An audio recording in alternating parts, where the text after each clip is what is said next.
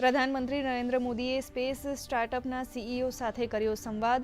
અંતરિક્ષ ક્ષેત્રમાં મજબૂત ઇકોસિસ્ટમ તૈયાર કરવા માટે દર્શાવી પ્રતિબદ્ધતા. કહ્યું, ભારત પાસે વૈશ્વિક અંતરિક્ષ ક્ષેત્રમાં અગ્રણી ભૂમિકા નિભાવવાની ક્ષમતા.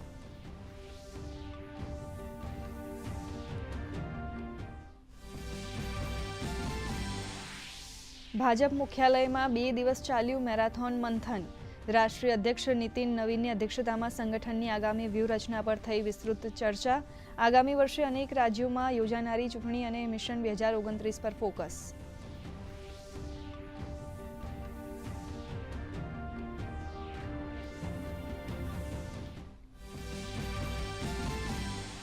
બીજેપીના રાષ્ટ્રીય મહામંત્રી સ્મૃતિ ઈરાનીએ મહિલા અનામત મુદ્દે કોંગ્રેસ પર સાધ્યું નિશાન. કહ્યું, સંસદમાં 33% મહિલા અનામતને સમર્થન આપે રાહુલ ગાંધી.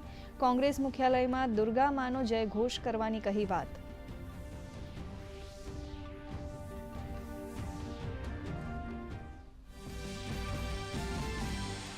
વિશાખાપટ્ટનમમાં બ્રિક્સ રમતગમત મંત્રીઓની બેઠક પૂર્ણ. બ્રિક્સ સ્પોર્ટ્સ સંયુક્ત ઘોષણાપત્ર સર્વસંમતિથી સ્વીકારાયું. બ્રિક્સ દેશો વચ્ચે રમતગમત સહયોગ વધારવા સંમતિ.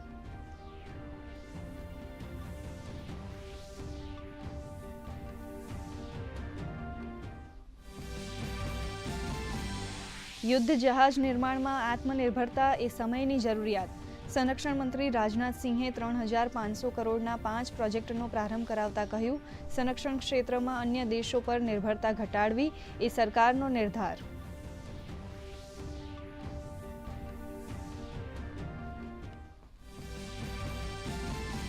ગરવી ગુજરાત ગ્લોબલ ન્યૂ જર્સી કાર્યક્રમમાં મુખ્યમંત્રીનું સંબોધન.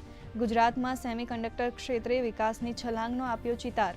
વૈશ્વિક ગુજરાતી સમુદાયને વાઇબ્રન્ટ ગુજરાત ગ્લોબલ સમિટ 2027માં ભાગ લેવા કર્યો અનુરોધ.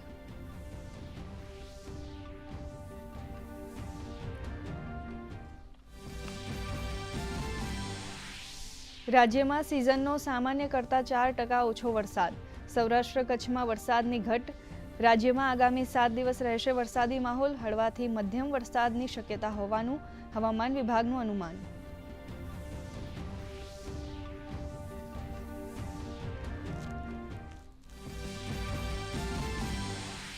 કોલંબો ટેસ્ટનો પ્રથમ દિવસ રહ્યો દેવદત્ત પડીકલના નામે. સતત ફટકારી બીજી સદી. પ્રથમ દિવસે ટીમ ઇન્ડિયાનો સ્કોર. પ્રથમ દાવમાં 5 વિકેટના નુકસાને 300 રન.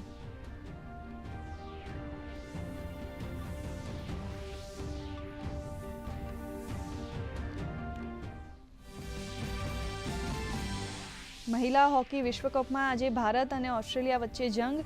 સેમીફાઇનલની રેસમાં ટકવા ભારત માટે કરો યા મરોની સ્થિતિ.